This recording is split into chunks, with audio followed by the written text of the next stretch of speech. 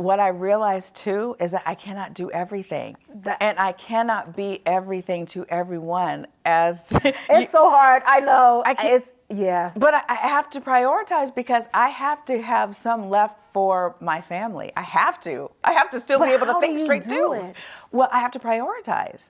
And thankfully, I have the support. Yes. I have, my administrators that will take the lead, that will actually do the work. We just, they consult with me and I say yes. But that took a long time to get there. I have my husband he's in the same line of work and he's able to help me too. But I mean, I have to be available to him. I have to be available to my kids. I have to be able to think straight, to make decisions for my business and for my family. So I have to put that first, because if I'm not okay, then everything else is going to fall apart. Absolutely.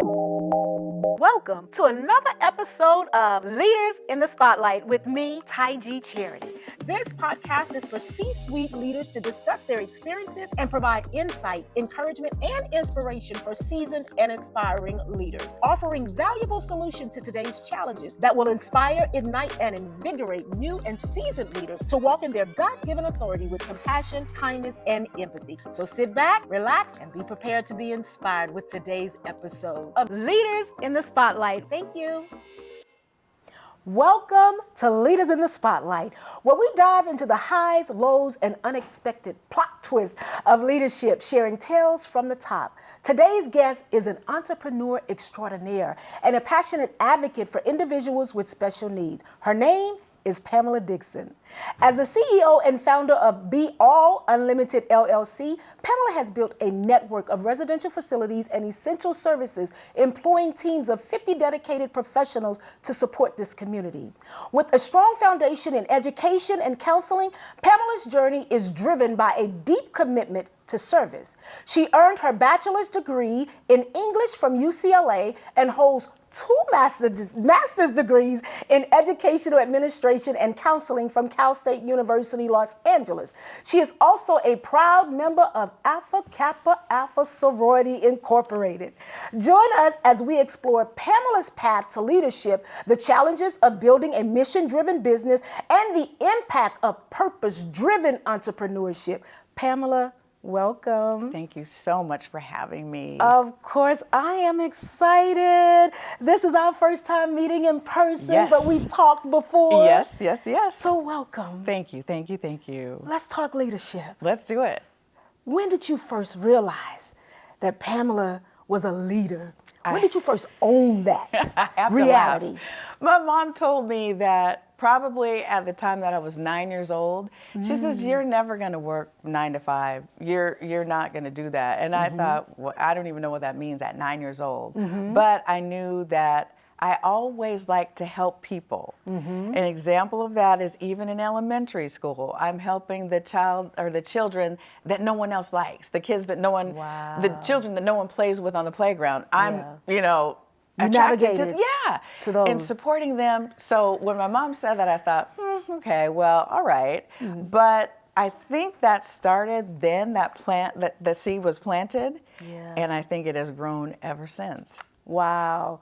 It's amazing when you start, I think, at an early age, and having that family structure to see that leadership in you and to sort of help pull it out and help navigate towards what that thing is. So when you were deciding on a major in college, English is your major. Yes. How did you tie in that to helping with special needs? Like, how did that all come to be? And when I was in high school, I worked in group homes. And I thought, this is amazing. I loved it. These were individuals with special needs that had to live apart from their families. But in the group homes, I felt like I just was hanging out with them. I was in high school hanging out with them and making them feel like a part. Yeah. Because I think it's so easy for people with special needs to feel different. Yeah. Not like everyone else who's supposedly normal. Absolutely. So when I got to college, being an English major was easy for me. I was always able to write well, to speak well. That was not the problem. So I did that, but to become an attorney, to go on to law school. But Right before graduation, I realized that's not my personality at all. That is not me. Talk to me about it. I'm not, I don't like confrontation. I do like to speak to, I like to help others, but at the time was the OJ trial. And I watched what happened and I said, these people are very good at I realized that you can convince anyone of your argument based on how you present it. Yes. That's not me. Wow. I realized that was not something that I felt that I could do for a living. Yeah. And at the time, I didn't even know all the different avenues that law school could take you in. But in that moment, I said,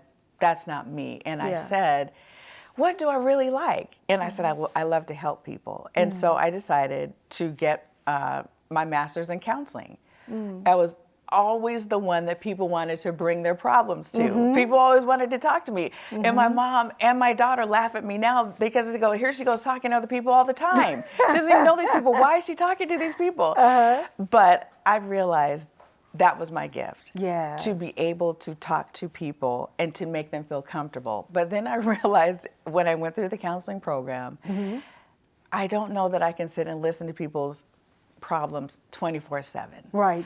I didn't That could feel be exhausting. At that time. God bless all you therapists out there. They're God bless. amazing. They're amazing, but I'm so grateful that I realized at that point that wasn't what I could do. But what I realized is, okay, there's the school district. So then I got my master's in educational administration, and I began working in the public school system. The best thing ever. I was able to see what it looks like from the ground up. How you really do have the ability to create and to develop children for what they will become in the future. I saw, I'll never forget, at a middle school, there was a young man that was so, I just realized he was so bright, but the teacher, he was always in trouble. I'm like, why are you in here again? And he's like, I don't know, Miss Dixon, you know, they just do me in here all the time. I said, would you write something for me? And I realized in that moment, this young man is gifted. I realized that he also lived in a group home. I realized there was no one advocating for him. So I said, oh, this is it. This is what I like. And I remember back to when I worked in the group home. So my thought was, what can I do to support these young people that for whatever reason don't have their parents or family and they have to live in a group home. That's where that came from. Oh my gosh. I just love the steps of leading the journey of getting to purpose. And sometimes it's trial and error, right? Yeah. It's figuring things out by walking down a path that you think I might have an interest in, but exposure, I guess. Being exposed to some things and realizing, not quite it. Yes. Maybe this is not it. But being open and willing to just follow the journey of where your heart and your passion lies. Yes. Not everybody knows how to do that. That's true. Right? That's very true. So what advice would you give someone who they're still trying to figure it out? I think that you have to be open to the pivot.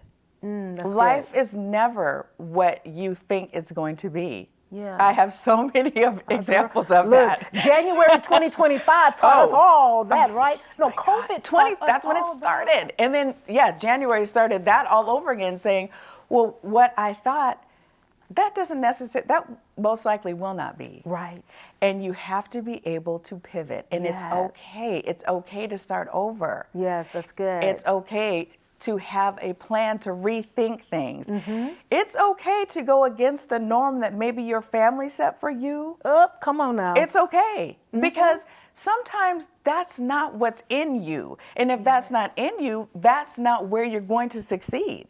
Wow. You might succeed, but you won't be happy. You will be always thinking, what if? What? Ooh, gee. Hold on. Let me take a sip and I a sip and I might another. have to do that. Yeah, because Look, that what if, living in the what if I had done this or what if I had, is so very powerful. And fear is what handicaps so many people. But again, in COVID, pivot became the word of the season because a lot of people had to pivot. A lot of people had to figure out how do we navigate this time, and just all sorts of things chaotically was happening.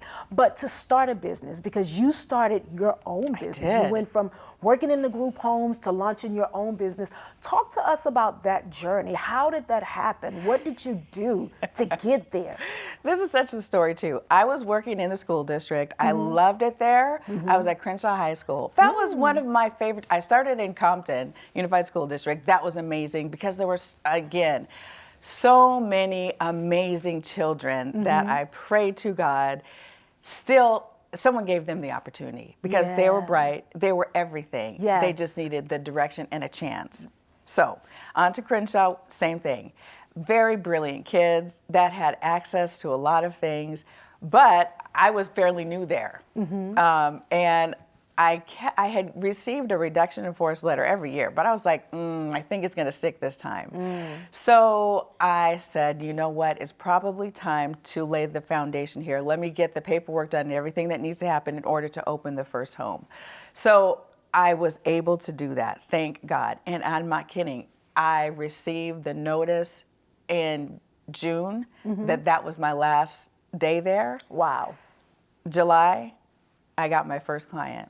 So I never missed a paycheck. Now, anyone that thinks that I could have done that, look at God. There's no way that I could have, no one could have orchestrated that. Right. In terms of paperwork, everything that needed to happen, and it happened. I did not miss a paycheck, and at the time, I was single with 2 little ones. And I just kind of laugh because I think, even now when people see me, they think I'm a housewife. And I'm like, oh, a stay-at-home mom. I'm like, that's, and you know what, that's fine. And nothing's wrong with it. No, there's nothing wrong with that. And I don't need a label is my point. Right. I don't need for people to acknowledge what I know. Right. I'm like, okay, but I think that people looked at me and thought, oh, she's just whatever they saw. I'm 5'3", so I'm a short person, and I think that they just thought, oh, she's just... Right. Oh, she's just cute. Yeah, she's just cute. She smiles all the time. And you behind the scene making things happen, changing lives for children. Yes. So I opened the one, and that's an adult residential facility. That was my first. I love that, and I love the staff that started with me. I have a few that have remained.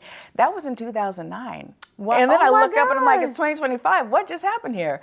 Wow. And then my mom asked if we could open a residential care facility for the elderly. That was her baby. I did that. Yeah. So we've got that. And then I went on to open a couple of more. These are specialized, and that means the most severe of the severe. So yes. These are people that, all of these individuals could not live at home because of their behaviors. They were so, some of them violent, some of them just erratic. The families just couldn't take it. So the way that I looked at this, and I have to go back to a story. I have a very dear friend. We were pregnant at the same time. My son was born in June. Her son was born in September. I have to ask June what, because I'm a June baby. Okay, so Reese is June 21st, and Madison is June 18th. Oh, I'm June 18th. See? Oh, no, we're going to drink to that. I am June 18th. I had that feeling when you said June. I was like, oh. My whole my daughter is June 6th, my husband's June 17th, and I'm June 18th. Wow. Welcome to my household. You can imagine what that's like, right? I get it. Amazing. I know already amazing. So I just lost my train of thought because June 18th, that's such an important day. My Madison, my baby girl, she's everything. Yeah. And when you said June, I'm like, something about you gave me that feeling. Right. Anyway. No, but you were talking about when you started the house. Yes, and your best friend who was pregnant. Yes. And when her son was born, he was born with special needs. It took, I believe it was 75 days in the NICU, and I would take my son Reese in there. We would visit every Thursday. And, you know, at the time we just didn't know how severe, but then as time went on, you know, she discovered that he had severe special needs. And at the time, it was a consideration. Would he go home with her or would she have to place him? Thankfully, she was able to bring him home, and he was able to live with them for a long time. But the thing is, in that moment, I thought, if I ever do this, so we're going back to 2002. If I ever open a home, I want to know that he could live there. That's what I based it on. And during COVID, she and her husband were able to come with him to get the vaccine, and she was able to see the facility, and she said, yes. And I'm like, that's everything to me. Yeah. So that was the reason for it, and kind of the wind beneath it. Right, right. So yeah. I want to talk to you about building a team, because you have to have the right people in place to work in the area of service that you provide. How did you go about finding the right team? What are some of the wins and the challenges with building a team? Because you have a team of about 50, you said, right? Yes. How did you build this team? Talk to me about that. Let's start with a lot of prayer. I know that's right. Girl, I'm going to drink this whole cup of Just saying, is there anything stronger than water? You about to make me get on my knees right now, okay? I mean, well, because look at it this way, you are entrusting others with your livelihood, with your legacy, with everything. And, you know, back when we started, there were people that were great. They were really in it for this. They were the people that were born to do this. Yeah. As time has gone on, I'm looking for those people still. I have a handful, and to them, I am so grateful. I would shout them out by name, but I think I shouldn't do that. No, it's all right. Well, it is all right. Denise, Isaac, and Maria, and to my husband Luther too. I could not do this without them. It takes a village. It takes a village, Absolutely. but these are people that, I mean, we're on the phone 24/7. I mean, we are working 24/7, but their heart is these individuals. Yes. They're not okay until the individuals are okay. And I use the term individuals because that is the term that is appropriate. You cannot say anything else. So I would like to say my guys or the individuals that we serve. And I couldn't do it without them. Now, yes, we have come across some, and we are still dealing with the ramifications and consequences of those that were not in it for the right reasons. Fit. And it's terrible. And I think after COVID, you have people that think that they're entitled to something. Oh, gosh. Workers' comp is not a joke, and lawsuits are not a joke. And it makes it very, very difficult. But when you find people that love your individuals, that's everything. Makes a but difference. I have my HR team, Dion and Candace. I have to shout you out because I could not do it without them. I don't have that skill set to look at someone and say no, or maybe, or absolutely not. I don't have that, and I realize that. Yeah. So my HR person, Dion, is the gatekeeper. She interviews and asks them different questions, and she gets, the right people in. Good. And I could not do this without her. Yeah. But you have to, it's about finding the right fit, and it doesn't always present as you think. Girl, Once again. There's just so much in common here. I totally understand. And I tell my team all the time, I said, look, if you're here for a paycheck, this is not the right place for you. And I'm grateful because I do have a really good team. But, just build it. And I've had some that just didn't work out because it wasn't about the mission and the impact of the young people that we serve. Right. To work here, you have got to understand the heart of what we do and the why we do it, because the needs go beyond that 9 to 5 hours. Oh, absolutely. Those 9 to 5 hours sometimes. Yeah. And I need to know that you have the heart to show up for our young people, because I know I do. I was telling, I'm part of a leadership group, and we were talking just this past Wednesday, and I was saying, when I get a call at 10 o'clock p.m. from a young person saying they don't have a place to stay, then I have to, and they was like, well, how do you set boundaries? I said, boundaries? Right. What do you mean boundaries? Right. We're talking about a child staying at a bus stop somewhere. What do you mean boundary? It's hard to do it, and I understand the method behind it, but I'm like, you got to start calling those resources. You got to tap into your community to make sure that you can meet the need. Yes. Right? And I ended it with, if not me, then who? So on that note, what I realized too is that I cannot do everything. And I cannot be everything to everyone as It's so hard. I know. I can't, yeah. But I have to prioritize because I have to have some left for my family. I have to still be able to think straight too. Well, I have to prioritize. And thankfully, I have the support. Yes. I have, my administrators that will take the lead, that will actually do the work. We just, they consult with me and I say yes. But that took a long time to get there. I have my husband he's in the same line of work and he's able to help me too. But I mean, I have to be available to him. I have to be available to my kids. I have to be able to think straight, to make decisions for my business and for my family. So I have to put that first because if I'm not okay, then everything else is going to fall apart. Absolutely, absolutely. It's that whole air stewardess or airline, what do they call them, flight attendant rule, put the oxygen mask on yourself first and then for me, it sounds great in theory. I'm still trying to figure out how to do that because the juggle is, and you're constantly building, and then you want to help more. Like you want to be of service. You want to, especially when you know the numbers of kids that are in the system or the number of kids that are being born with special needs. It's like you're trying to keep up with the needs. Absolutely, and that's the thing. And my husband, I tell him like, gosh, I just feel so complacent, like we need to do something more. And he's like, what more? But that's exactly what you're talking about. The children are being born every day, and they deserve this opportunity. Absolutely. And I'm not saying that our homes are perfect. We really try. We treat everyone like they are our family because we know the situation. Some still have family involved and a lot of them do not. So there's a lot of pressure here. For Christmas, for holidays, for birthdays, we are it. And we want to make their lives meaningful.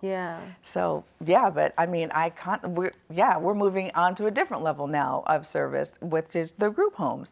So now we're going to be servicing children. Meaning just like children in foster care? Also within the regional center. So these are so different age group, in other words, with what we've already been doing. So now we're just servicing all levels at this point. Wow. Which is what I love. And I'm saying there's a need, so let's meet the need. And let's keep going. What's the mission of your company? The mission is to serve every individual with love and to treat them like they are our family for as long as we can.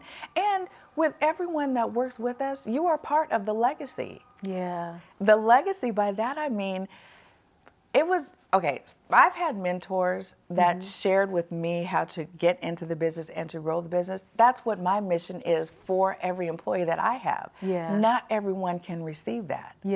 But it's there. And that's my mission. That's good. I have to,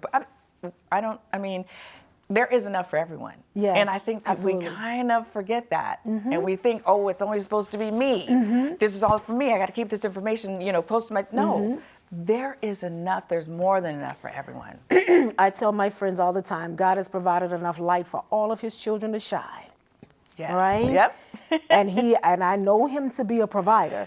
So he has exactly what we need. We need to know how to tap in and how to work together. How to collaborate together. To meet the demanding needs that we see, especially in children.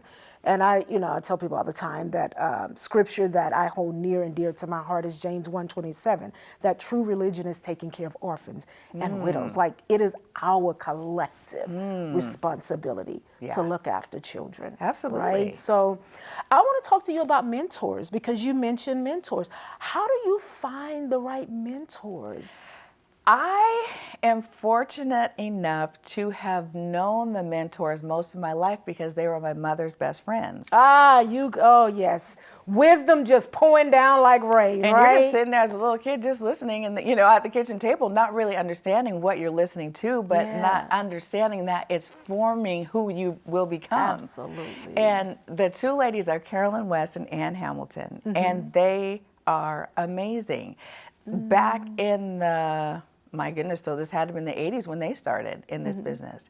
And I just looked at, and I thought, wow, that's amazing. And just to watch them grow to the level that they did, I thought, and at that time, I didn't understand the money that was related to it. It was that they took the chance. They were married with kids, and they said, okay, I'm going away from what my norm was, my day job, to do this. And they have grown their businesses where, they are mentors to several people at this point. Really?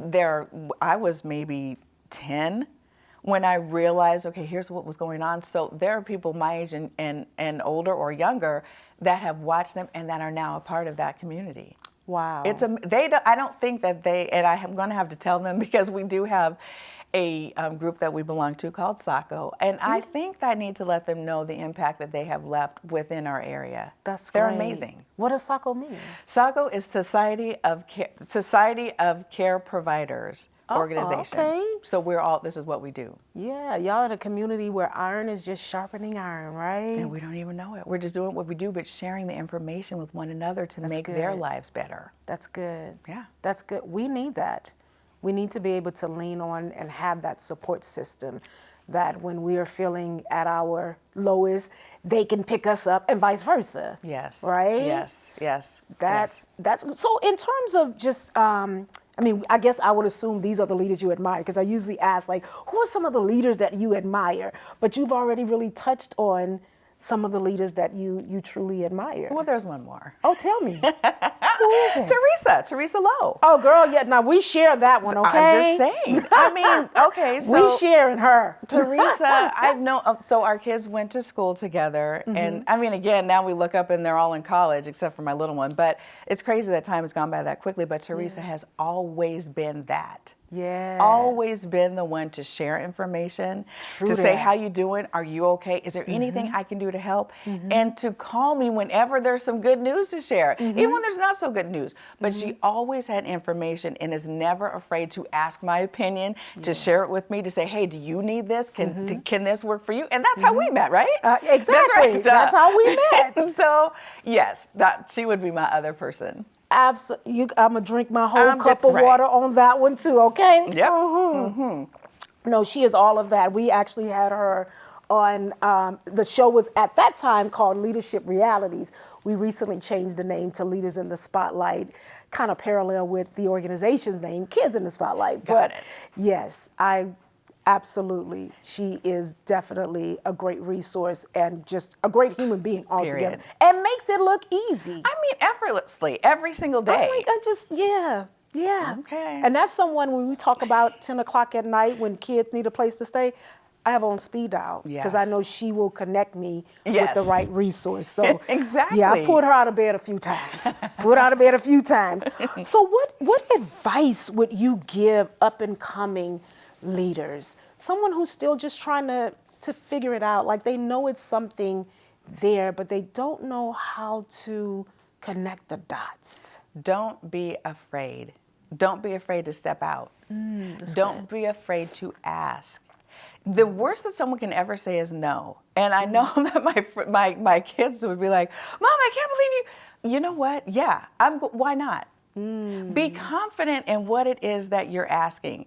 Be clear in what it is that you desire, because I think the clarity will lead you to confidence. And so if I come to you and say, I would like to rent a space, and here's what I'd like. You're going to say, oh, well, tell me more. Yeah. As opposed to if I come to you, well, I was kind of thinking that I sort of had this idea. I'm not sure how it will work. Well, wait a minute. Yeah. You have to be confident in what you want and just ask. Don't be afraid to ask, and know who to ask. But that, again, comes with being clear on what it is that you desire. Absolutely. That's good communication skills all around. Yes. Yeah. Oh, and you got to present well, too. You have to present well. Yeah. People ask me all the time, like, were you afraid? Absolutely, but I did it anyway. You have to get to that place where your mission is greater than your fears. Absolutely. Right? Right. And you understand that the need is bigger than your insecurity. Right? To me, as a mom, my fear would be not being able to provide for my kids. So the fear doesn't really exist, because my kids, they're everything. Right. Everything that I do is for them. So anything that I get, I'm going for it wholeheartedly, because I've got these 3 people looking back at me. Looking at you. Yeah. That's they're looking they're at bigger you. now, but still. But they're watching. They're watching everything, They are absolutely watching. and I love that. Yes, I know mine, mine is 12 years old, and I started the organization before she was born. I was like, God, you're so smart because you knew to birth kids through me before you birthed Ebony Jewel through me, because I think if Ebony Jewel had come first, I don't know that I would have been able to navigate that. I mean, Sure. I mean, God, knows, but I just feel like you kind of set that pace for me so then I could now focus on, Yes. you know what I'm saying? Oh, Because absolutely. it would have been really difficult for me if I think had a kid first, because I was older for one. Yes. And I've been waiting to have a kid. And when I had one, I was in la la land, like, oh my gosh, I got a baby. I'm still there. So it's, yeah. I mean, this has been just so rich and so informative. I thank you for your time, for sharing your journey with us. And I know we probably was just scraping the surface of some things. Because but one last question before I go, because they held that sign up. They always hold that sign up that says, you got 5 minutes left. My least favorite sign. But I want to know, what advice can you give in navigating leadership through challenging times like now? Like we're in the middle of having dealt with wildfires. Pray that none of your property was damaged Thank or God, anything no. like that. But how do you encourage other leaders to navigate and make tough decisions in seasons of uncertainties? I think you have to be informed. Let's start with getting the correct information. So I have, my childhood home where my brother and his family currently live, it was spared. Oh, thank God. There are 2 homes on the block that were spared. Everything else is gone, Are you serious? including my aunt's house that was down the street, completely gone. Oh, wow. My other aunt, who lived up a ways, her house was spared, just like my brother's. And then our uncle down the street, completely gone. So where we are now is trying to put the pieces back together. But you have to have the right information. Yeah. Don't just go to this corner, that corner. My sorority, of course, lists all the information that anyone needs regarding loans, every step to get you back to where you need to be. Yeah. It's getting the correct information, okay? And then after that, you have to be confident in what you're doing. Back to that confidence. And you obviously, you have to be able to pivot. Yes. And then Yes. choose your circle. So just a small example here, my uncle has to be real at his home. He's entrusting what my husband and I have said with the contractor we've used.